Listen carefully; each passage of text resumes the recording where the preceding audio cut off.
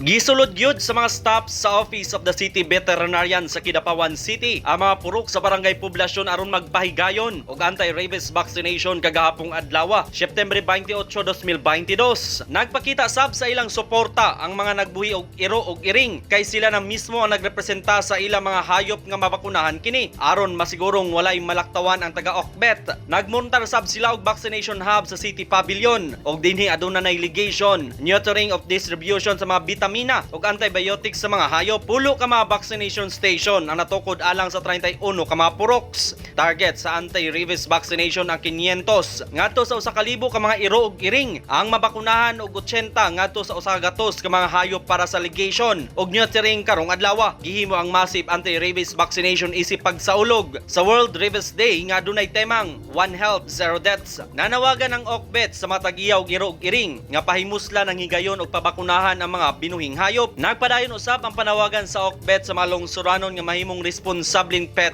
owners. Marvin Revilla, Newsline Philippines, Province of North Cotabato. Stay safe!